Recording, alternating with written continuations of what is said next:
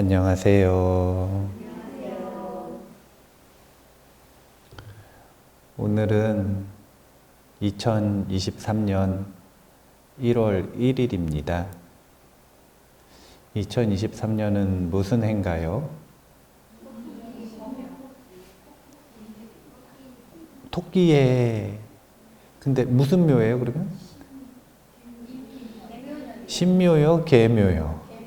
네, 계묘년이네요. 네, 계묘년, 이 토끼해라고 하는데, 올해 2023년 이 토끼해를 맞이해서 우리가 법다운 일상, 법다운 삶을 살아가는 수행을 해나가면 좋겠다라고 하는 내용으로 오늘 본문을 해보려고 합니다. 오늘 이제 수행이란 무엇인가 라고 하는 것에 대해서 일단 첫 번째로 정확하게 이 가닥을 잡으실 수 있으면 좋겠고, 그 다음에 두 번째는 법다운 마음이란 무엇인가, 이것을 두 번째로 아시면 좋겠고, 세 번째는 법다운 마음을 만드는 수행 방법은 무엇인가, 이것을 알았으면 좋겠어요. 이 세 가지 내용을 꼭 알아두시면 좋을 것 같습니다. 제가 종종 법문을 시작할 때 서두에 비유로 하는 아저씨 이야기가 있습니다. 열쇠 찾는 아저씨 이야기인데요. 아저씨가 술에 취했대요. 술이 여기까지 올랐다고 표현하대요. 여기까지 오르게 술을 마신 거예요. 어느 순간부터 본인이 뭘 하고 있는지 모르게 집으로 지금 가고 있습니다. 그래서 집을 쭉 찾아 들어가는데 비틀비틀 여기저기 넘어졌다가 그랬다가 집에 딱 가가지고 현관문을 열려고 그러는데 열쇠가 없는 거예요. 그래서 한참을 열쇠 없는데 막 열어보고 그냥 뭐 아무거나 막 이렇게 넣어보고 막 발로 차보고 막 그런데 안 열려요.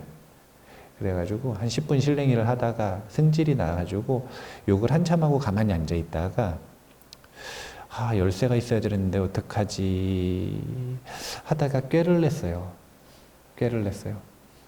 어떻게 꾀를 냈냐면 그 현관 밖에 이렇게 나와서 골목에서 좌측으로 돌아가지고 저쪽으로 50m를 갔어. 그래서 거기에 있는 가로등에서 열쇠를 찾기 시작을 한 거예요. 열쇠를 막 바닥을 뒤집니다. 막. 술 취한 아저씨들 그 고유의 느낌이 있잖아요. 이게 바닥을 헤엄치는 건지 찾는 건지 거의 바닥과 혼연일체가 돼서 막 찾고 있는데 지나가고 있던 유니버브님이 편의점 아르바이트 끝내고 가고 있는데 아저씨가 그러고 있으니까 안쓰러운 거라 그래가지고 물어볼까 그냥 갈까 그러다가 그래도 1월 1일이니까 물어봐야지 그러고서 이제 아저씨한테 물어봤어요. 아저씨 여기서 뭐 하세요? 그랬더니 열쇠를 찾는데요. 그래가지고 유니버브가 눈이 좋거든요. 그래가지고 슥 둘러보니까 열쇠가 없네. 그래가지고 아저씨 열쇠 어디서 잊어버리셨는데요? 그러니까 집 앞에서 잊어버렸대요. 유니버브가 생각하기 이상해요. 왜냐면은 유니버브 상식적인 사람이거든요. 유니버브 불교학과 출신이에요. 불교학과 상식적인 사람인데 열쇠를 집 앞에서 잊어버렸는데 술 취한 아저씨가 가로등 밑에서 열쇠를 찾고 있는 게 이상하잖아요. 그래서 아저씨한테 얘기했어요. 아저씨 열쇠를 집 앞에서 잊어버리셨으면 집 앞에 가서 찾으셔야죠. 같이 가셔요. 제가 찾아드릴게요. 그런데 아저씨가 굉장히 의미심장한 표정으로 한마디를 하는 거예요. 나도 알지. 그런데 거기는 어두워. 그래서 도저히 열쇠를 찾을 수가 없어. 그래서 내가 비법을 하나 발견했는데 그게 뭐냐면 가로등 앞은 밝다는 거야. 밝으면 찾을 수 있겠지. 그래서 자기는 밝은 데서 열쇠를 찾고 있대요. 이 아저씨는 열쇠를 찾을 수 있을까요? 없을까요? 찾을 수 있겠죠. 유니버브 말 따르면. 거기서는 열쇠를 찾을 수가 없다. 그 가로등 밑에서는 아무리 밝아도, 아무리 내 눈에 잘 보여도, 아무리 내 눈에 익숙해도, 아무리 찾을 수 있을 것 같아도 번지수가 잘못됐다. 우리는 잃어버린 것을 찾는 여정을 하고 있습니다. 중생은 잃어버린 것을 찾는 여정을 나아가고 있어요. 그래서 중생을 비유하기를 고향에서 고향 찾는 나그네라고 표현을 합니다. 우리는 무엇인가 찾고 있어요, 고향을.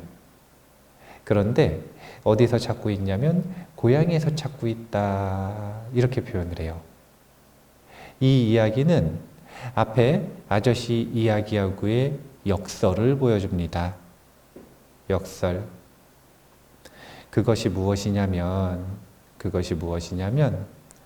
이 번지수를 잘못 찾은 것이 이 앞에 이야기에서는 물리적인 공간 또는 찾는 장소의 틀림을 이야기했다면, 사실은 뒤의 이야기는 오늘 수행이란 무엇인가, 이것을 한번 설명을 들어보고 그 다음에 하면 이해가 될 수 있는 이야기인데, 어떤 이야기냐면 사실은 찾은 것을 찾고 있다 라고 하는 이야기예요. 그래서 이 두 가지 비유, 열쇠 안 잊어버린 곳에서 열쇠 찾는 아저씨와 고향에서 고향 찾는 나그네, 이 두 가지 비유의 중간 과정으로서 오늘 수행이란 무엇인지부터 한번 생각해 보도록 하겠습니다. 2023년은 법답게 살았으면 좋겠어요.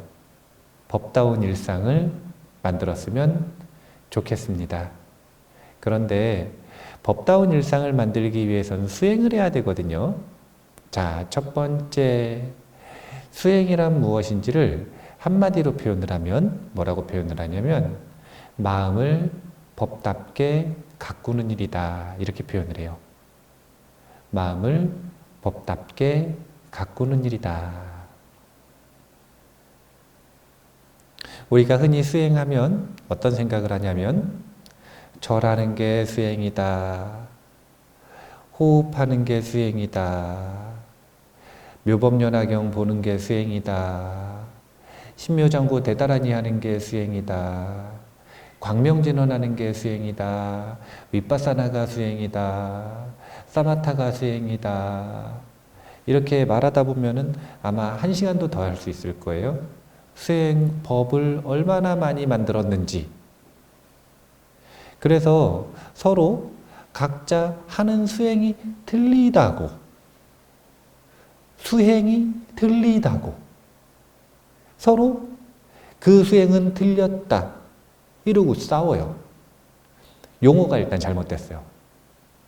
자, 절하고 참선하고 경전 읽고 하는 것들은 수행이 아니라 수행법이라고 표현합니다. 그래서 수행법은 수행을 하는 기술.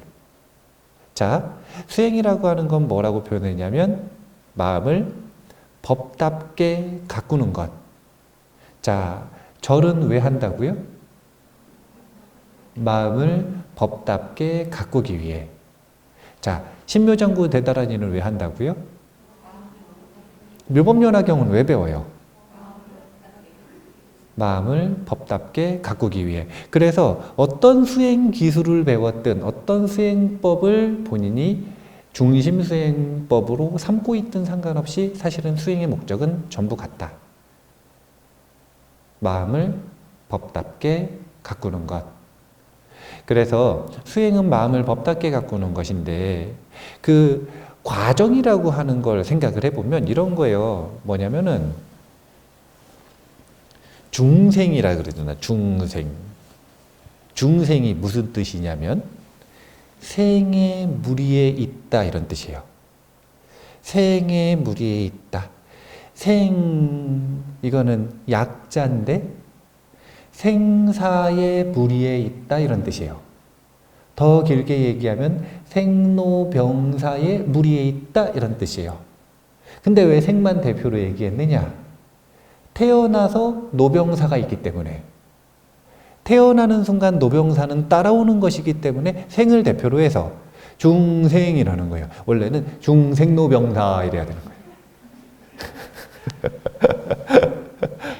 근데 뭔가 중생로병사 그러면은 느낌이 조금 너무 긴 것 같으니까 중생 그런단 말이에요. 그러면은 중생인 근본이 무엇인가? 그것은 생존 본능 때문에 그런 거예요.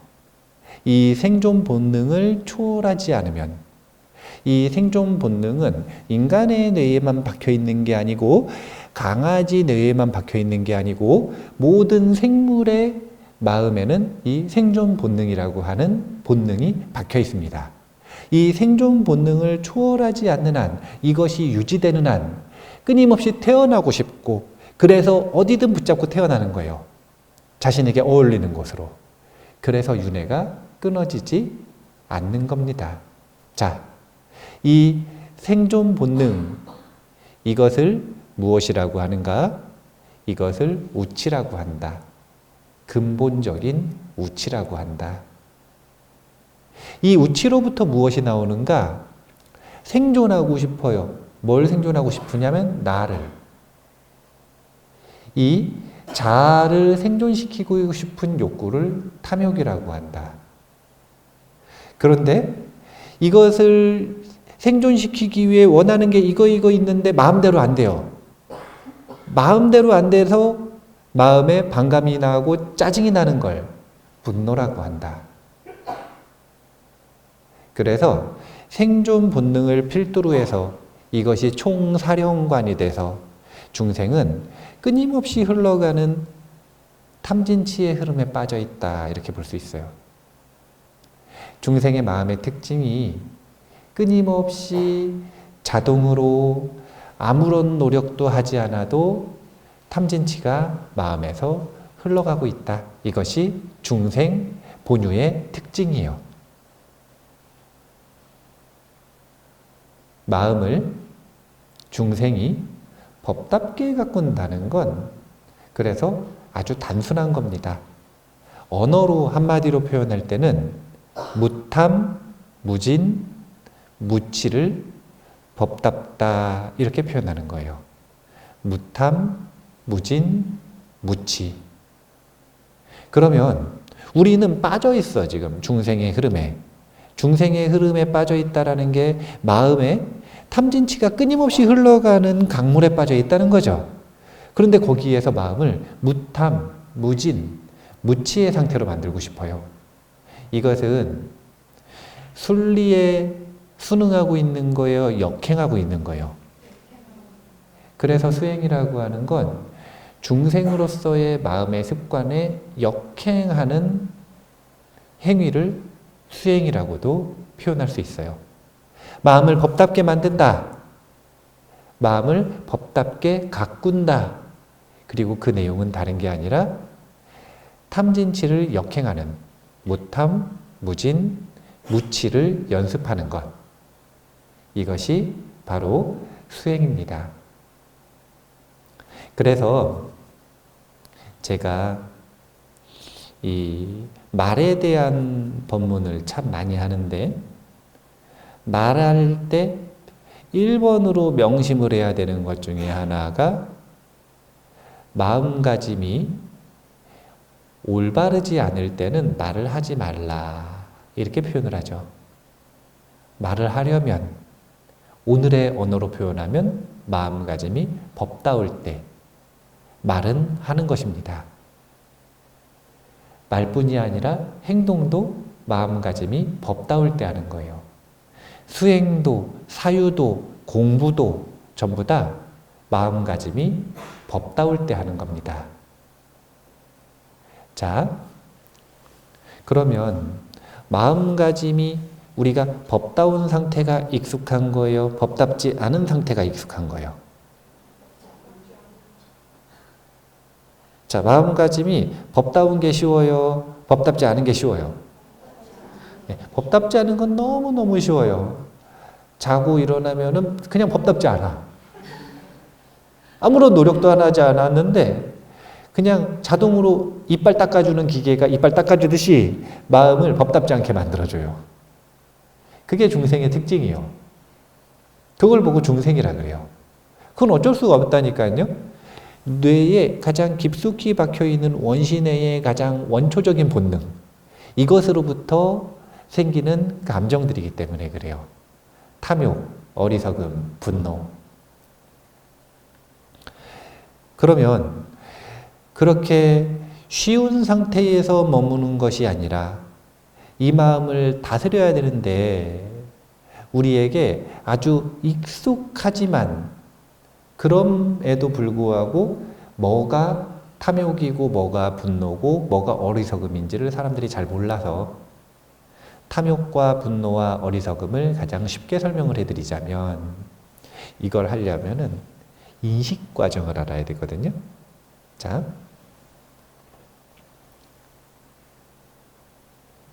컵 뚜껑,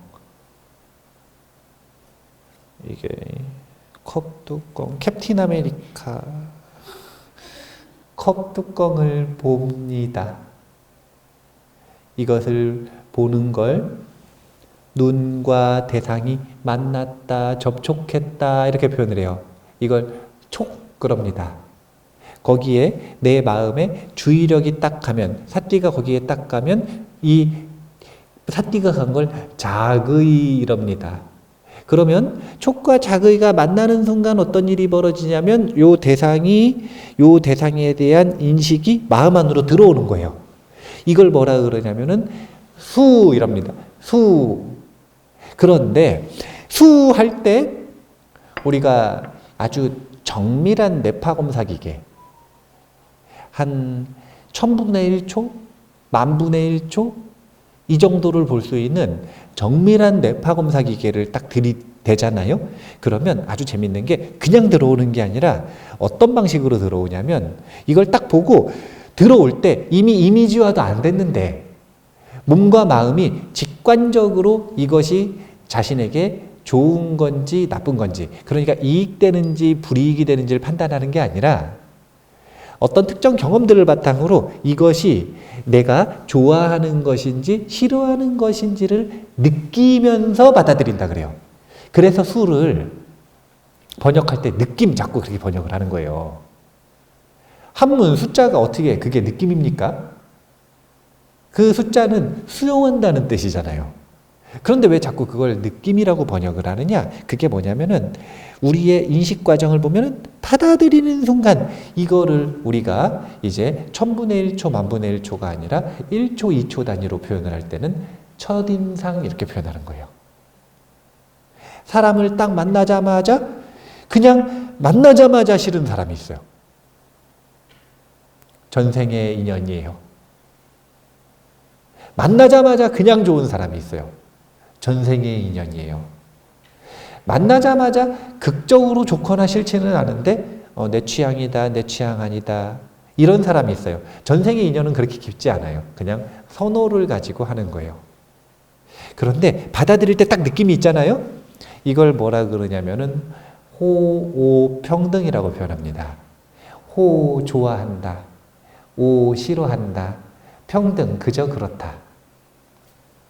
우리는 끊임없이 만나는 대상들을 호, 오, 평등으로 받아들여요. 자, 여기에서 탐진치의 가장 담백한 정의가 나옵니다. 만나자마자 알았어요. 저 사람 좋아요. 그럼 마음에서 어떤 작용이 일어날까요? 탐욕이 일어납니다. 같이 있고 싶다, 친해지고 싶다, 갖고 싶다. 만나자마자 저 물건은 싫어, 혐오해. 딱 느낌이 그냥 몸이 딱 굳어버려요. 딱 질색이에요. 그럼 어떤 일이 벌어지죠, 마음에서? 피하고 싶다. 더 공격적인 사람은 없애버리고 싶다. 사라졌으면 좋겠다. 이게 바로 분노의 시작이에요.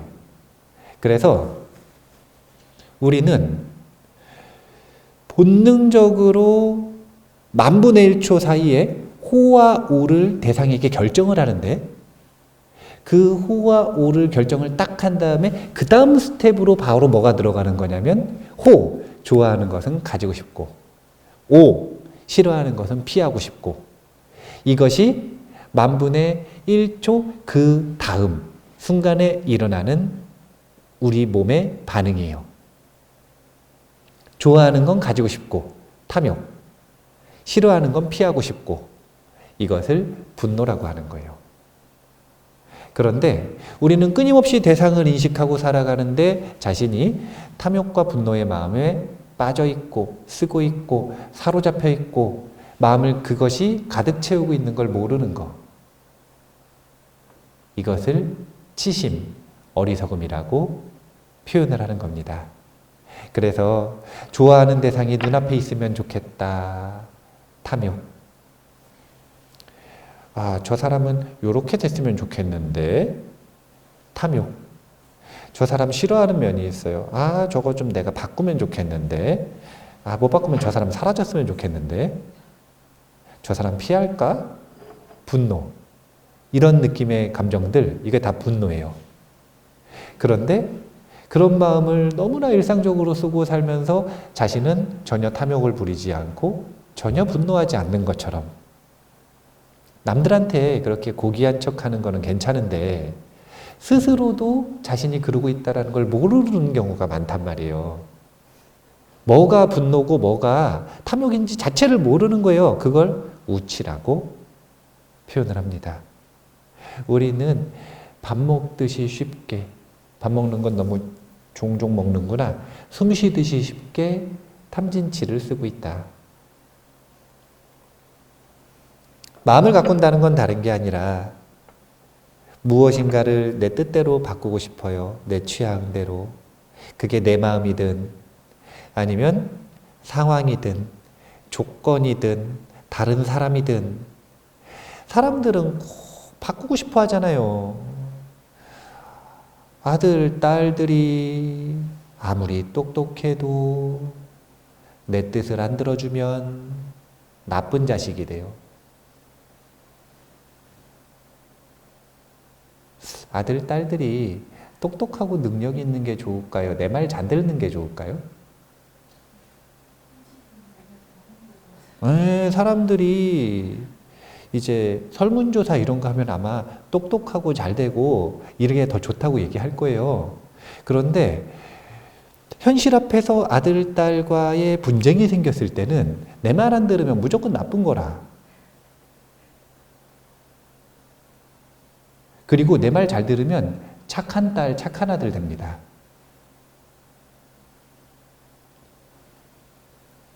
내 뜻대로 바꾸고 싶은 거예요. 사람을, 상황을, 조건을, 심지어 수행을 할 때는 내 마음에 나타난 대상을 내 뜻대로 계속 바꾸고 싶어요. 이걸 뭐라고 하냐면 탐욕으로 수행한다 이렇게 표현해요. 나는 앉자마자 고요해지고 싶은데 앉자마자 마음에 탐욕이 일어나는 거예요. 앉자마자 질투심이 막 일어나요. 그래서 마음이 어지러워요. 그러면 그 마음을 피하고 싶잖아요. 그 마음의 저항을 자꾸 해요. 이런 걸 분노로 수행한다. 이렇게 표현해요. 본인이 그러고 있는데 몰라요. 이걸 어리석음으로 수행한다. 이렇게 표현하는 거예요. 우리는 이렇게 탐진치를 쓰는 것이 익숙하더라. 이것을 해결하기 위해 우리는 마음을 끊임없이 법답게 만드는 연습을 해야 됩니다. 첫 번째가 이제 이 깨어있음을 써야 되는데요. 제가 사띠의 선순환 자주 이야기를 합니다. 자, 말하는 것을 가지고 한번 해볼게요. 누구랑 만나서 말을 하기로 했어요. 어려운 말이라. 왜 이런 말 하기가 참 난감한 말들 있잖아요. 그러면은 말하려고 할 때 마음을 잘 준비한 다음에 써보기도 하고 미리 연습한 다음에 그 다음에 만나가지고 말하잖아요. 그냥 만나가지고 말하면은 할 말도 다 못하고 어버버버 하다가 끝나버려요. 아니면은 화내고 끝나든지. 그런 걸 방지하기 위해 우리가 어떻게 하냐면 일반적으로도 상식적으로도 어떻게 하냐면 첫 번째, 마음을 편안하게 한다. 두 번째, 쓸 말을 적어본다. 그래서 할 말을 정돈한 다음에 말을 하잖아요. 이게 어디에든 똑같이 적용이 돼야 된다는 거예요. 첫 번째, 우리가 탐진치에 휩쓸려가는 게 익숙하다 그랬어요? 아니면 마음이 법다운 상태, 무탐무진, 무치가 익숙하다 그랬어요? 그러면 분명히 24시간 중에 추적조사 해보면 얼빠져가지고 탐진치에 휩쓸려가고 있는 순간들이 많을 거예요. 그때 우리는 어떤 마음을 써야 되냐면 내 마음이 지금 깨어있는가? 이것을 스스로에게 물어봐야 돼요. 그럼 어떻게 되느냐? 아무런 노력도 하지 않았는데 마음이 깜짝 놀라가지고요. 얼빠진 상태에서 빠져나와요. 어렵지가 않아요. 깨어있으려고 막 이렇게 노력 안 해도 돼요. 그런 힘을 안 써도 돼요. 그냥 마음한테 물어보면 돼요. 마음아, 깨어있는가? 그러면 마음이 얼빠져 있다가 깨어납니다. 이것이 가장 기본적인 얼빠진 상태에서 빠져나오는 준비라고 보시면 돼요. 준비 상태. 그러면 깨어있는가를 본 다음에 끝나는 게 아니라 이제 마음의 상태를 봐야죠. 내 마음의 상태가 탐욕에 물들어 있는가, 분노에 물들어 있는가, 어리석음에 물들어 있는가, 아니면 지금 편안한가. 이 마음의 상태를 보는 것, 이것을 마음 챙김한다 이렇게 표현을 합니다. 마음 챙김한다. 그런데 마음에 보니까 화가 나 있는 거예요. 그러면 아직 마음 챙김이 안 끝났죠. 마음을 정돈해야 되니까. 그 분노를 가라앉힌 다음에 말해야 될 거 아닙니까? 이것을 가라앉히는 과정 역시 뭐라고 표현하냐면 마음 챙김한다 이렇게 표현하는 거예요. 그래서 깨어있음은 준비, 마음 챙김은 청소, 정돈, 정리라고 보시면 돼요. 이렇게 준비하고 깨어있고 그 다음에 마음을 법답게 잘 정돈했으면 그 다음에 무엇을 하는 거냐면 다시 우리가 만나는 대상, 경계에 전념하는, 몰입하는, 몰두하는 사람을 만나서 대화해요. 그럼 딴 생각해야 돼요? 그 사람에게 전념해야 돼요? 이게 예입니다. 우리가 넷플릭스를 보고 있어요. 그러면 얼빠져가지고 봐야 돼요? 그 프로그램을 재밌게 전념해서 봐야 돼요? TV를 볼 때도 전념해서 봐야 돼요. 밥을 먹고 있어요. 2시간 찾아갔어요. 맛집이라고. 시간 그렇게 투자해서 비싼 돈 주고 먹으면서 얼빠져서 먹어야 돼요? 맛을 전념해서 먹어야 돼요? 전념해서 먹어야죠. 뭘 하고 있었든 상관없이 마음가짐이 법답게 준비가 되었다면 이제 우리는 그 대상을 전념해서 경험하는, 몰입해서 경험하는 알아차림의 힘을 써야 한다. 하지만 사띠의 질이 좋지 않으면 몰입하다가 어느 순간 또 얼빠져 있어. 그럴 확률이 99.99999%예요. 사실은 리미트 100에 가까워요. 아니 왜냐면 본인이 사띠빠따나 사띠의 확립이 이루어지지 않았으면 100% 놓치게 되어 있으니까. 그래서 리미트 100에 가까워요. 그냥 언제 놓치냐의 차이예요. 1초 뒤에 놓치냐, 2초 뒤에 놓치냐, 1분 뒤에 놓치냐, 1시간 뒤에 놓치냐 이 차이일 뿐이지 결국은 놓치게 돼 있어요. 그럼 놓치면 다시 어떻게 해요? 마음이 깨어있는가라고 기억날 때 묻는 거예요. 물으면 곧바로 깨어있음이 준비됩니다. 그러면 깨어있음은 끝나는 게 아니라니까요. 자기가 깨어있는 그 마음의 상태를 봐야 돼요. 마음의 내용물이 무엇인가? 탐진치로 그득한가? 아니면 지금 편안한가? 청소해야죠. 그리고 나서 다시 하던 거, 그 대상에 몰두한다. 전념한다. 이것이 바로 사띠의 선순환입니다. 이 사띠의 선순환을 쓰면 어떻게 되는 거냐면 마음가짐을 끊임없이 법답게 만드는 연습을 해나갈 수가 있는 거예요. 우리는 사람을 만나기 전에 그 사람을 만나기 전에 마음을 법답게 만들고 만나야 될 거 아닙니까? PPT 발표하기 전에 마음을 법답게 만들고 발표해야 될 거 아닙니까? 우리 송독사는 밥도 하루에 한 번밖에 안 먹거든요. 그럼 귀중한 시간 아니에요? 그러면은 밥 먹기 전에 마음을 법답게 만들어야 되지 않겠습니까? 안 그러면은 하루에 한 번밖에 못 먹는데 그 맛있는 음식이 코로 들어갔는지 눈으로 들어갔는지 알 수가 없어. 끝날 때쯤 얼빠진 게 끝나거든요. 이제 배가 조금 부르니까 이제 얼빠진 상태에서 벗어나가지고 내가 뭘 먹고 있었는지 보이기 시작해요. 인생을 그렇게 낭비하면 안 되거든요. 우리가 법다운 마음가짐을 준비해서 말하고 행동하는 연습을 해야 한다. 그것의 첫 번째가 다른 게 아니라 사띠의 선순환을 쓴다. 이것을 일상 속에서 우리가 연습하면 이것을 가지고 깨어있는 연습을 한다. 라고 이야기를 하는 거예요. 깨어있음을 준비한다. 마음을 보고 마음을 정돈한다. 그리고 나서 몰두한다. 깨어있음, 마음챙김, 알아차림의 선순환을 끊임없이 활용하는 겁니다. 그러면 우리가 이 깨어있음과 마음챙김과 알아차림을 잘 하려면, 그래서 그걸 가지고 목적이 뭐예요? 법답게, 그 법답게 만드는데, 마음을 법답게 가꾸는데 그 구체적인 내용이 뭐였죠? 무탐, 무진, 무치를 연습하는 거예요. 그러니까 탐진치의 상태에서 벗어나는 거, 역행하는 걸 우리는 연습하고 있는 거예요. 지금 계속 반복해서 똑같은 이야기를 해드리고 있어요. 왜 똑같은 이야기를 해드리냐면 헷갈리니까. 이 이야기는요, 100번을 들어도 1000번을 들어도 10,000번을 들어도 헷갈릴 수밖에 없어요. 왜냐하면 자아는 이거 들키면 큰일 나거든요. 자아의 속박으로부터 벗어나는 가장 중요한 첫 분기점이 되는 게 뭐냐면 무탄, 무진, 무치의 감각을 익히는 겁니다.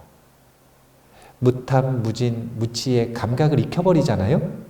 그러면 이 자아가 이놈을 속박하는 힘이 급격히 약해지기 시작해요. 대단한 무기를 얻은 거죠. 금강경에서는 이 무탐, 무진, 무치의 마음을 뭐라고 표현하냐면 안심 이렇게 표현합니다. 안심, 안심. 이것을 감각을 익힌 사람과 익히지 않은 사람은 마음 챙김의 수월함이 틀려요. 이 감각이 명확한 사람은요, 마음이 얼빠져 있다 깨어있음의 힘이 생겼어요. 마음을 보니까 질투에 사로잡혀 있는 거예요. 그럴 때 이 질투를 어떻게 상대하냐면요, 질투를 상대하지 않아요. 그냥 안심으로 돌아갑니다. 왜 돌아갈 수 있느냐? 명확한 좌표값을 알아서 그래요. 정확한 주소를 아는 거예요. 느낌으로. 안심할 때의 마음의 느낌을 정확하게 아는 거예요. 그럼 어떻게 하면 되냐면 안심할 때의 느낌을 되살리면 돼요. 그냥. 원래 질투, 대응, 방법, 전략 이런 거 책으로 한 권 쓰려면 쓸 수 있을까요? 없을까요? 있겠죠. 질투라는 게 얼마나 고전적이고 전통적인 깊이를 가지고 있는 감정입니까? 아주 방대한 이들에게 쓰이고 있고 퍼져 있고 방대한 사람들을 사로잡은 감정 아니에요? 이거를 예를 들어 가지고 심리학적으로 대처를 한다. 그러면은 방법이 얼마나 복잡한지 알 수가 없어요. 질투는 이렇게 이루어져 있고 그래가지고 요걸 가지고 대처를 하고 그래서 이런 행동을 하고 막 온갖 것들을 써야 돼. 막 도구도 써, 막 마음도 써, 연습도 해. 그 복잡한 과정을 한 가지 스텝으로 딱 줄여주는 거예요. 그리고 재밌는 건 맞는 기예요. 질투에 대응 방법이 틀려, 분노에 대응 방법이 틀려, 혼침에 빠지는 것에 대응 방법이 틀려, 우울에 빠지는 것에 대응 방법이 틀려. 다 틀려요. 정신과 병원 가보세요. 약 똑같은가? 약도 다 달라요. 그런데 자아는 절대로 이 만병통치약을 들키고 싶지 않아요. 무탐, 무진, 무치의 마음의 감각을 들키는 순간, 그것을, 그 안심을 쓰기 시작하는 순간, 사실은 모든 번뇌는 평등해집니다. 번뇌. 그리고 번뇌가 일어났다? 그러면 안심으로 돌아간다. 이 감각을 익히기 시작한 것, 이것을 보고 성인의 흐름에 들어간다고 표현하는 거예요. 왜냐하면 무탐, 무진, 무치, 그 순간의 마음이 자아의 속박이 무뎌지기 시작하는 마음이거든요. 실제 자아의 속박이 무뎌지는 것, 이것을 뭐라고 표현하는 거냐면 무아를 알기 시작했다, 이렇게 표현하는 거예요. 무아에 대한 논문을 아무리 써도, 그 논문이 아무리 정확해도 무탐, 무진, 무치의 마음, 이 마음에 대한 감각이 없으면 그러면 복잡해요. 자아는 안심하고 있어요. 내가 들킬 일이 없다. 내가 이 구속력을 잃을 일이 없다. 하지만 하나도 몰라요. 무아가 뭔지도 몰라요. 그런데 무탐, 무진, 무치의 마음을 알아요. 그 느낌을 알아요. 이 사람에겐 긴장하죠.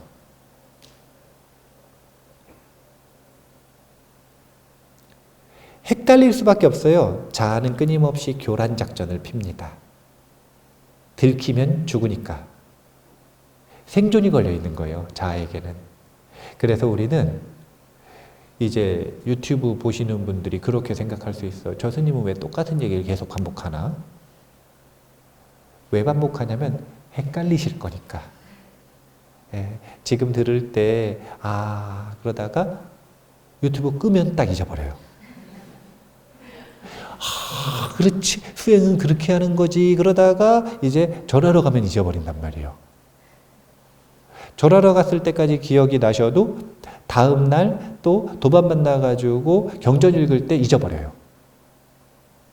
우리는 이 이야기가 끊임없이 지워지는 시스템에 지금 사로잡혀 있다고 보시면 돼요. 자아가 제일 지우고 싶은 정보들이에요. 이런 것들이.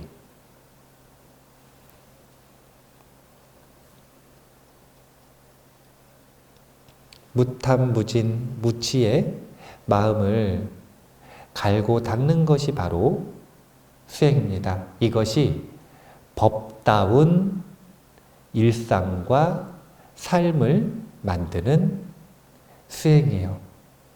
첫 번째, 사띠의 선순환을 연습하시라고 했죠.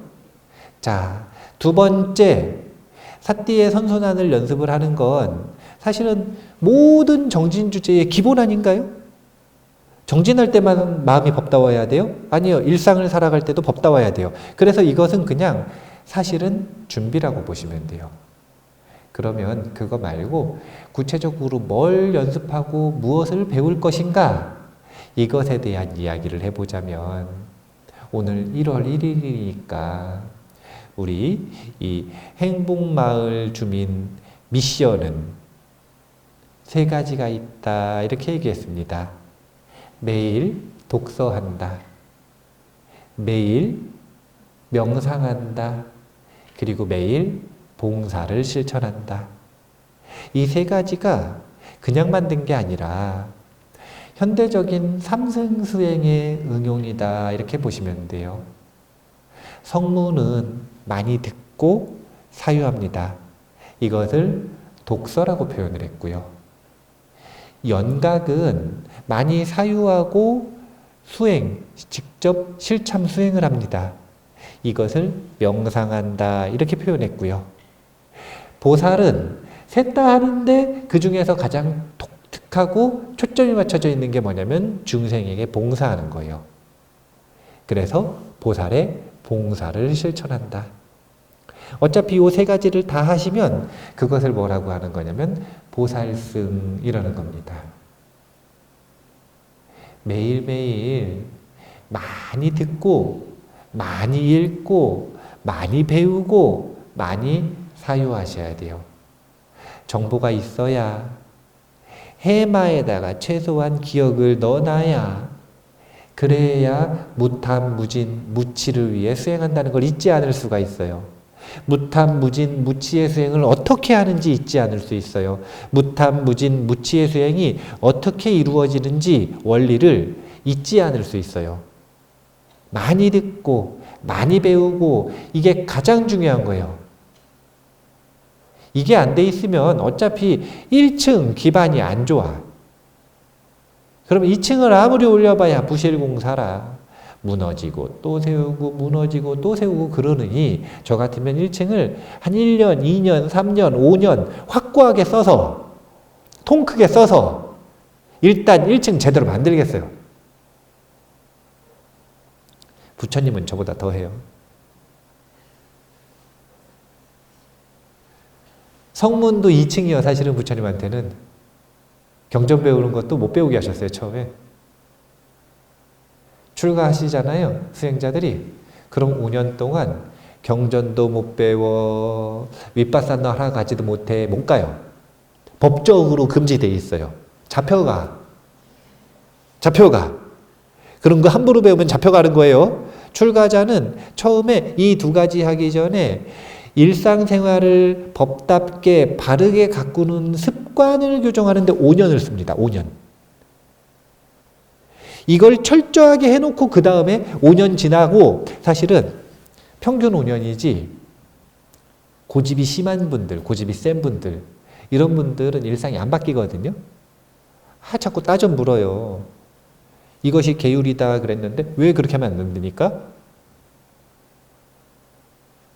이 따져 묻는 것 때문에 그냥 네 하고 일상을 바꿔버리면 최고 쉬운데 따져 묻기 시작하면은 이게 일상이 안 바뀌거든요. 그러면은 스승이 인가를 해줘야 돼요.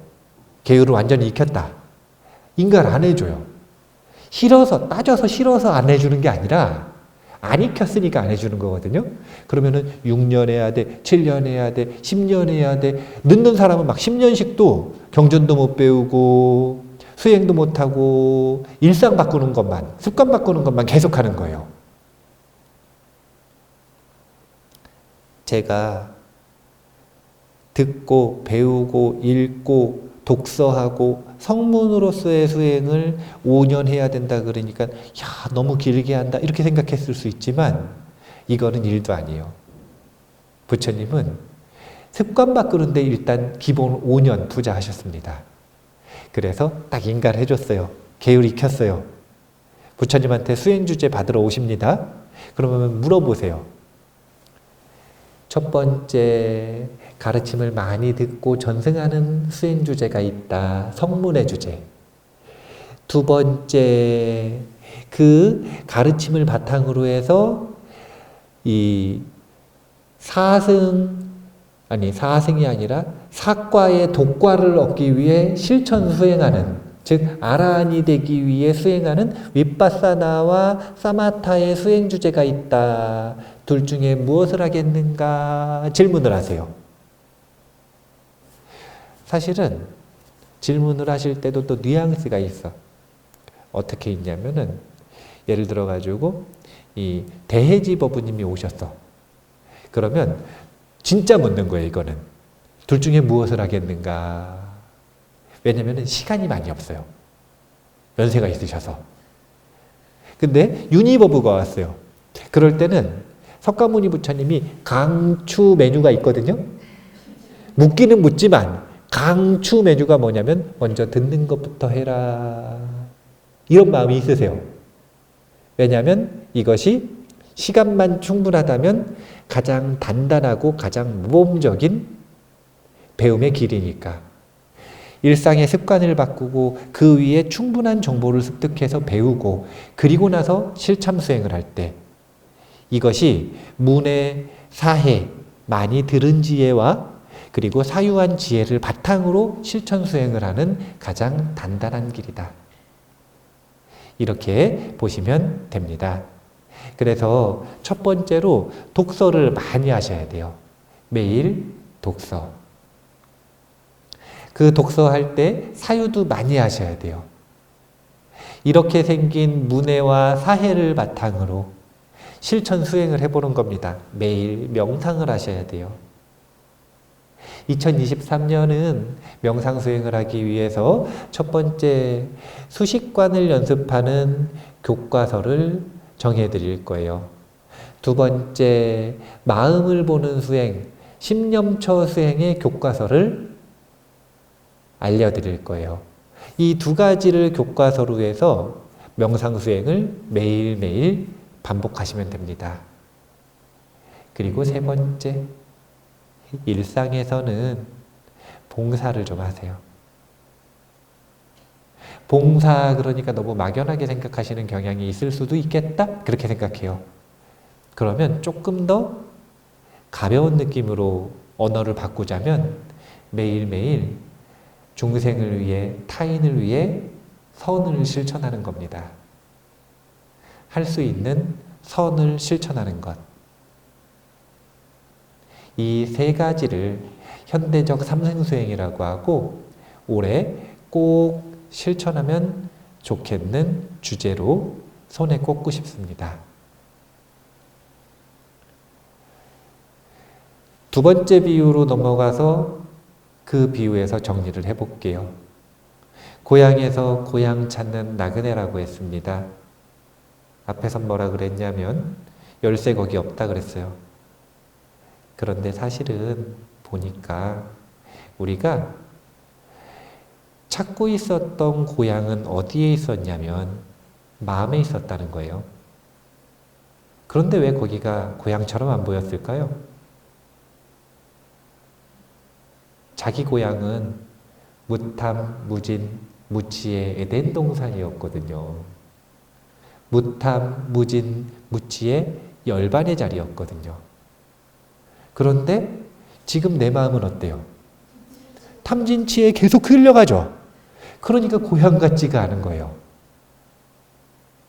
그런데 사실은 그냥 거기가 바로 고향이었고 그 마음이 고향이었고 그 마음에서 탐진치를 바르게 법답게 가꾸는 이 연습, 수행만 하면 그래서 그 수행의 결과 무탐, 무진, 무치의 안심을 경험하면 사실은 그 자리가 바로 고향이었다라는 걸 알게 된다라고 하는 게 고향에서 고향 찾는 나그네의 비유였어요. 꼭 알아야 할 것 세 가지라 그랬죠? 1번, 수행이 무엇인지를 분명하게 알아야 합니다. 수행은 마음을 법답게 가꾸는 것이다. 그 느낌은 무탐, 무진, 무치다. 두 번째, 무탐, 무진, 무치를 위해 마음을 법답게 준비하기 위해서는 사띠의 선순환을 연습해야 한다. 깨어있고 그 깨어있음의 힘으로 마음을 정돈하고 그리고 그 힘을 가지고 최선을 다해 사는 겁니다. 만나는 모든 대상들에게 성의를 다해 일기일회의 최선을 다하는 삶은 이렇게 마음이 법다울 때 가능한 거예요. 사띠의 선순환을 끊임없이 연습하자. 그리고 세 번째, 공부 주제 같은 그런 공부 주제라고 이야기를 하자면 매일 독서를 실천해야 하고 매일 명상하고 그리고 매일 봉사하는 삶을 실천했으면 좋겠다. 이 세 가지를 오늘의 핵심 내용으로 손에 꼽고 싶습니다. 우리가 오류 범하지 않았으면 좋겠어요. 어떤 오류냐면 익숙한 것만 좋고, 자, 한번 다시 얘기해 볼까요? 무탐무진 무치가 익숙해요? 탐진치가 익숙해요? 탐진치 익숙하고 거기가 밝다고 거기서 무탐무진 무치 못 찾아요? 그쵸? 무탐무진 무치는 그 마음을 역행할 때 이루어지는 거예요.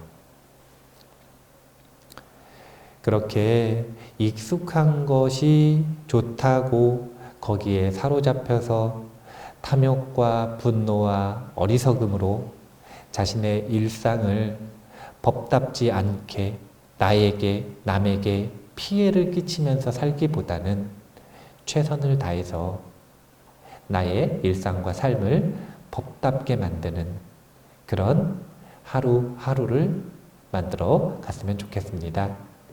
오늘 내용은 이만 마치도록 하겠습니다.